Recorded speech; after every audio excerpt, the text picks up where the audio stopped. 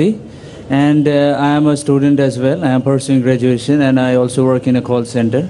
And my question is, why is it important for a woman to marry a third party if she wants to go back to her first husband after her first husband has given her talaq?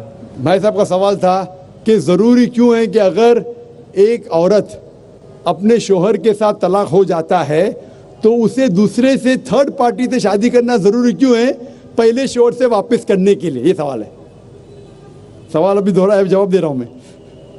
ये लोगों को गलत फहमी है कि अगर मियाँ बीवी का तलाक होता है और अगर वो फिर से शादी करना चाहते हैं, ये गलत फहमी है लोगों की कि उसको तीसरे से शादी करना फ़र्ज़ है।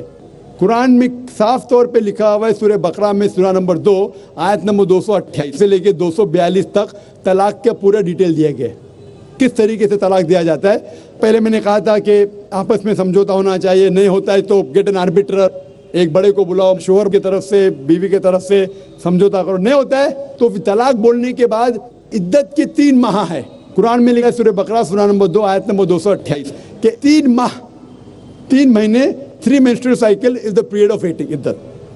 3 महीने के बाद the divorce is completed। लेकिन 3 महीने के दरमियान अगर मियाँ बीवी वापस में रुजू होना चाहते तो हो सकते, तलाक नहीं होता है। लेकिन अगर 3 महीने तक रुजू नहीं होते और अलग हो जाते और 1 साल बाद उन्हें ख्याल आता है अरे हमने गलत किया, हम फिर से शादी करना चाहते, तो कुरान की आयत है सूरह बकरा सूरह नंबर 2 आयत number 232, do not prevent the women from marrying the former husband. आप औरतों को अपने पुराने शोहर से शादी करने से मत रोकिए, तो वो औरत फिर से अपने पहले शोहर से शादी कर सकती है, लेकिन नया निकाह नया महर, न्यू मैरिज न्यू महर। No no no, what you are saying is a misconception. I will come to it. लोग समझते हलाला की ज़रूरत है, हलाला जैसी कोई चीज़ कुरान में है नहीं, मैं उसके ऊपर आऊँगा। लेकिन फिर से शादी करने के बाद फिर से इन लोग ज़िंदगी बसर करते हैं, 3-4 साल बाद फिर से कुछ नाइत्तेफाकी होती है, फिर से तलाक। वही तरीके से समझौता करो, बड़े को लेके आओ, तलाक बोलो, 3 माह रुको, फिर जाओ, फिर से 2 साल बाद याद आता है नहीं वापिस से रहेंगे, फिर से शादी कर सकते, फिर निकाह, फिर महर, फिर से झगड़ा होता है, फिर तीसरी बार अगर तलाक होता है तो अल्लाह ताला फरमाते सूरह बकरा सूरह नंबर 2 आयत नंबर 230 में कहते कि तीसरी बार अगर तलाक देंगे तो फाइनल, इसके बाद आप फिर से मियाँ बीवी नहीं बन, जब तक आप थर्ड को नहीं मैरी करें। इसमें क्यों? ये शादी ब्याह गुड्डा गुड्डी का खेल थोड़ी है। बचपन में गुड्डा गुड्डी का खेल में शादी करो फिर से तलाक दो, एक दिन में 10 बार शादी कर सकते, बराबर ना? ये जिंदगी गुड्डा गुड्डी का खेल थोड़ी है। 3 महीने लगता है तलाक के लिए, इतना टाइम लगता है, प्राइवेट मीटिंग, फिर बड़े लोग से मीटिंग, फिर 3 माह, फिर जुड़ो प्यार से, एक दूसरे पे कीचड़ मत उछालो, फिर शादी करो। मैंने मेरी जिंदगी में किसको भी नहीं देखा जो सही तरीके से तीसरी बार तलाक हुआ, मैं देखा नहीं अभी तक के। 1 बार हुआ देखा होगा, 2 बार, तीसरी बार तो देखा ही नहीं मैं। ये अगर आप गुड्डा गुड्डी का खेल करते तो फिर 1 बार आपने रिजेक्ट किया, 2 बार रिजेक्ट किया, 3rd बार फाइनल, फिर आप दूसरे से शादी करो। आप प्लान नहीं कर सकते, आप दूसरे से शादी करो और रो।